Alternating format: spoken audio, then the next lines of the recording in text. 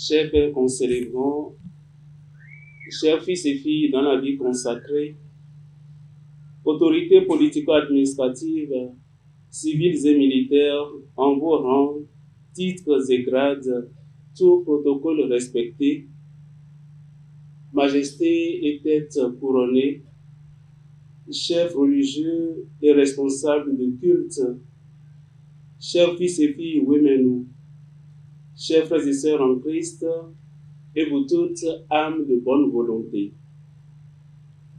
Avec vous et pour vous, en ce 5e dimanche de Pâques, je rends grâce au Seigneur qui a triomphé des obstacles et des résistances pour nous donner de vivre cet événement socio-ecclésial qui renforce la fraternité et la communion entre nous. Permettez-moi alors de vous saluer, vous tous, vous toutes ici rassemblés, avec une attention particulière et une profonde gratitude à tous les membres de l'Union générale pour le développement des communes de la vallée de l'Ouémé à travers son comité intercommunal. Je salue le coordonnateur général, M. Antoine Bono, pour l'inspiration profondément chrétienne et surtout le sens ecclésial qu'il insuffle à toutes les éditions de cette fête identitaire de Wemekwe. Je remercie ses collaborateurs et collaboratrices, sans oublier tous ceux et celles qui ont pris l'initiative de faire mémoire de notre Père dans la foi, Feu Dominique Adéhémie, figure protectrice de l'initiative. À tous les fils et filles Wemenu, à vous tous, à vous toutes, frères et sœurs en Christ, venus des 4 horizons de notre diocèse et d'ailleurs, à ceux et celles qui, de divers lieux, sont en liaison à travers les médias, la radio, la télévision et les autres moyens de communication, à tous, à toutes, je formule mes meilleurs vœux pour une bonne fête des retrouvailles dans leur dimension spirituelle et un futur temps pascal. Oui, le temps de Pâques poursuit inexorablement sa course et nous en sommes déjà à la 5e semaine. Le message pascal se révèle sans cesse à nous et résonne à nos manières et résonne à nos oreilles de multiples manières. On dit souvent « dis repetita placent », ce qui se traduit « les choses répétées plaisent ». Et nous le savons, la répétition est pédagogique. Nous en faisons l'expérience ces jours-ci avec cet évangile que nous avons entendu sur 3 jours consécutifs, vendredi, samedi et aujourd'hui. Il nous faut y lire un signe de la providence divine qui entend nourrir abondamment nos cœurs et nos esprits de ce message essentiel de Jésus ressuscité. Dans ce passage d'évangile, Jésus prépare ses disciples à son départ. Il leur enjoint d'avoir foi en Dieu. Il les rassure également car ils ne sont pas encore tout à fait conscients de la toute-puissance de Dieu. C'est à travers les fortes paroles de Jésus dans cet évangile que retentit pour nous aujourd'hui l'annonce joyeuse de Pâques dans ce qu'il est convenu d'appeler les 3 V de la victoire pascale. En latin, ego sum via, veritas et vita. Je suis la voie, la vérité et la vie. C'est justement à travers cette déclaration solennelle que nous allons relire notre rassemblement de ce jour.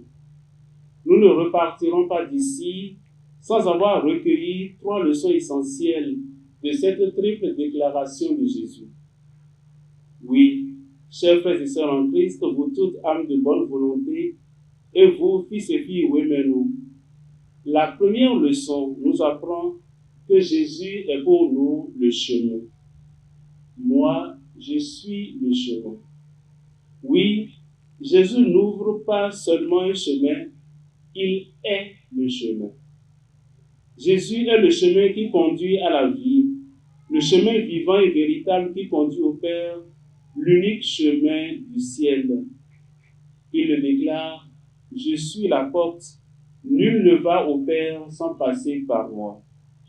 Le chemin, c'est celui sur lequel tout chrétien, toute âme de bonne volonté, tout fils et fille ou nous progresse dans la joie comme dans l'adversité. Jésus est le médiateur par lequel passe l'humanité entière dans son adhésion à sa personne pour avoir accès au Père. Si Jésus est le chemin, alors le Père est le but. Aller au Père par ce chemin qu'est Jésus, c'est devenir par sa vérité participant de la vie même du Père. Jésus nous conduit au Père parce qu'il est la vérité. Oui, chers frères et sœurs en Christ, pour toute âme de bonne volonté, et vous, fils et filles, oui, mais nous, la deuxième leçon nous apprend justement que Jésus est pour nous la vérité. Je suis la vérité. Jésus n'enseigne pas seulement une vérité, il est la vérité. Il est la vérité qu'il faut rechercher dans la lecture quotidienne des Écritures, de la parole de Dieu, dans la tradition, dans l'enseignement et le magistère de l'Église. Par son enseignement, Jésus est le révélateur de la vérité et du Père. Celui qui connaît le Fils connaît aussi le Père et sa parole de vérité. Il ne s'agit pas des vérités que l'homme saisit puis rejette, ni les cohérences qu'il discerne puis détruit. Mais c'est la vérité comme personne. Connaître en vérité qui est Dieu et découvrir qui nous sommes, c'est la seule vérité intéressante au monde aujourd'hui. La vérité, c'est donc celle de la parole de Dieu. Nous pouvons nous appuyer sur elle en cas de doute, d'hésitation, mais aussi dans les moments de réconfort. Le reste n'est qu'une somme de savoirs qui périront comme toutes les mémoires accumulées par l'homme. Le reste n'est que nuages et mirages, artifices splendides de l'intelligence humaine ou artificielle. Jésus est la seule vérité qui conduit à la vie. Oui, chers frères et sœurs en Christ, vous toutes âmes de bonne volonté et vous, fils et filles, oui, mais nous. La troisième leçon nous apprend justement que Jésus est pour nous la vie. Je suis la résurrection, je suis la vie.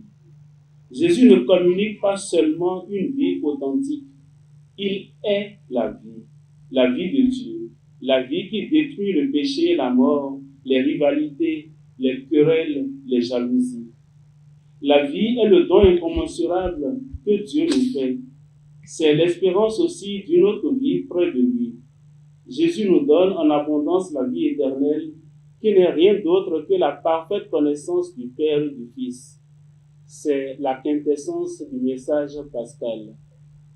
Oui, chers frères et sœurs en Christ, cette méditation tripartite nous donne de comprendre que Jésus, le Christ, l'envoyé du Père, donne à voir Dieu simplement dans l'humilité et le service que recommande la première lecture de ce jour.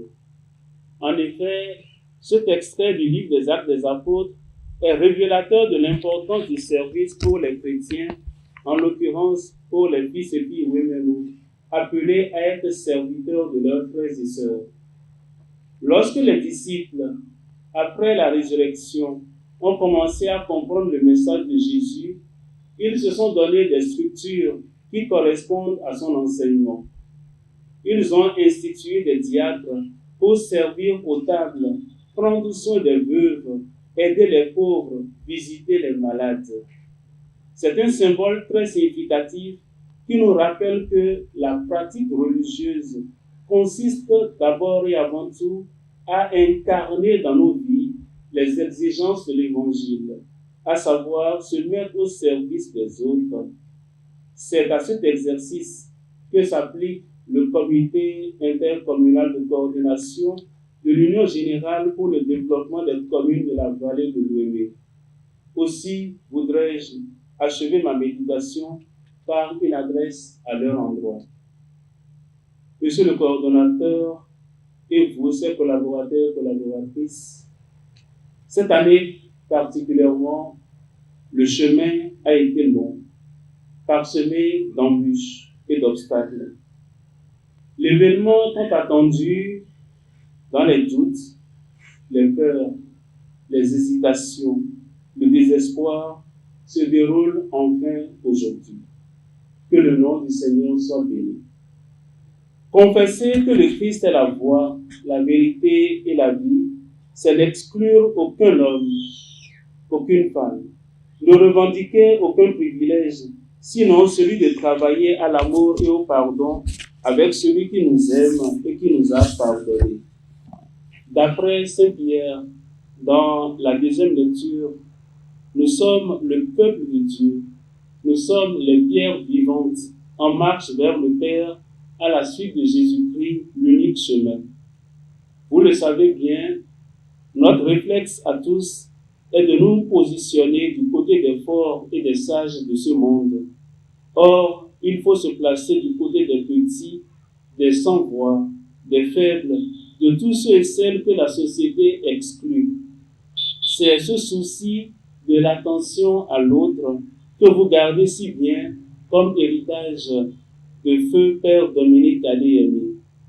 Oui, comme le Père Adéhémé s'est montré disponible et respectueux de l'autre, exercez-vous davantage à mettre l'homme debout, sans distinction de race, de sexe, de langue, d'ethnie, de religion. Votre mission vous appelle à l'humilité en reconnaissant que tout vient de Dieu et que tout retourne à Dieu. Que vous souhaitez, Monsieur le coordinateur et toute l'équipe dirigeante, sinon les vertus qu'évoque la première lecture de ce jour à propos des premiers diacres, serviteurs des tables et serviteurs de leurs frères et sœurs.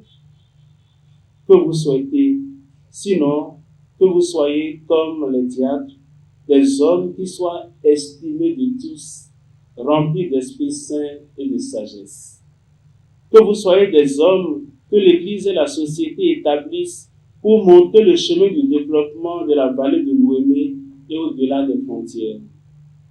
Puisque votre présence ici montre que c'est une œuvre d'Église et que chacun de nous est appelé à y collaborer, je voudrais exhorter toute notre assemblée, en particulier les femmes et les jeunes, à continuer à prendre une part active dans notre démarche commune visant à mettre l'homme debout. Dans la solidarité, dans l'amour, femmes et jeunes, œuvrer pour la valorisation des richesses culturelles et spirituelles de la vallée. En toute humilité, continuer d'agir non seulement pour les générations futures, mais déjà pour les générations présentes. Comme dans la première communauté chrétienne, que la parole de Dieu soit féconde dans la vallée de l'Ouémé. Que le nombre des disciples se multiplie fortement dans la vallée de l'Ouémé. Qu'une grande foule de fidèles et d'âmes de bonne volonté parviennent à l'obéissance de la foi dès aujourd'hui et pour toujours. Le Seigneur soit avec vous.